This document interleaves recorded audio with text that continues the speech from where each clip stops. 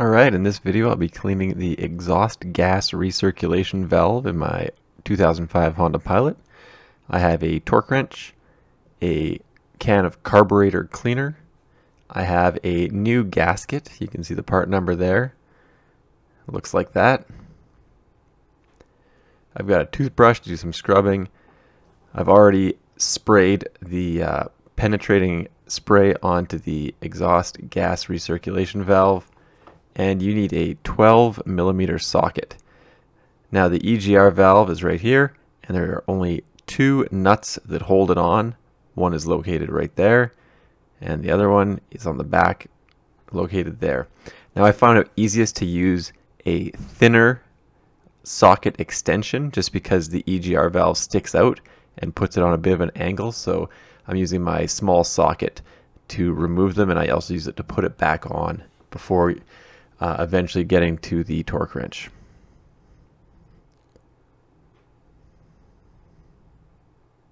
Now the reason I'm doing this is because my vehicle has a rough idle.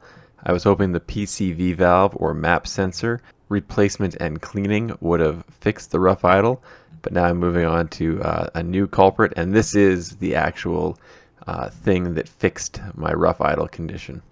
So once the EGR valve is free of the engine, you can disconnect the electrical connector, or you could do that first. So this is what the entire EGR system looks like, and you can see that the gasket is actually stuck on the EGR valve. Now I do use the carburetor cleaner to clean out the ports on the engine, but most of my focus is on the EGR valve.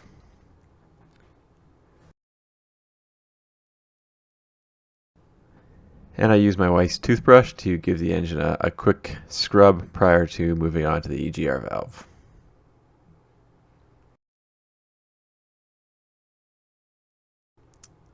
So you can see there's quite a bit of carbon buildup right in the valve itself.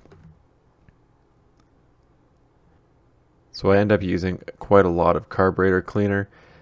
Basically give it a good spray down, shake it out, spray it down again, and I repeat this process several times. And I use a soft bristle toothbrush to agitate it up a little bit and get extra carbon out of the valve.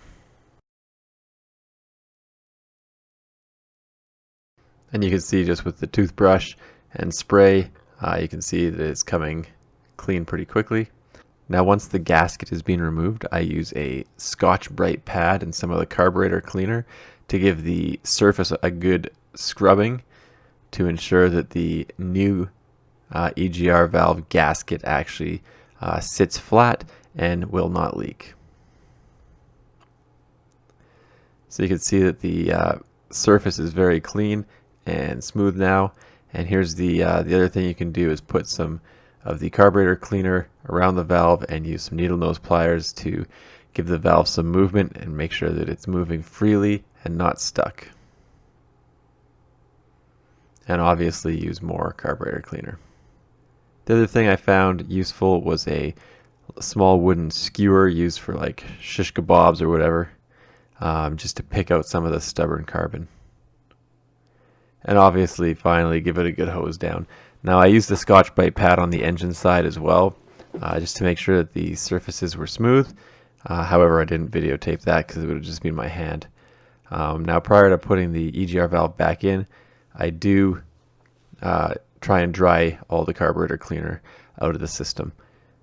So first thing we're going to do is put the gasket onto the engine side, and then we'll put the EGR valve on the engine and tighten the nuts down.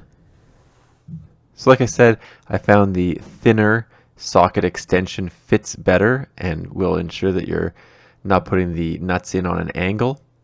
But I do change over to the torque wrench to ensure that I get the torque down to the correct specification.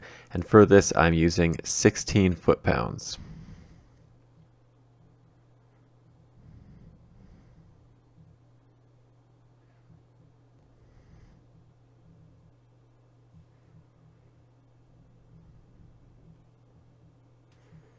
And the last thing you're going to want to do before starting up the vehicle is reconnecting the electrical connector.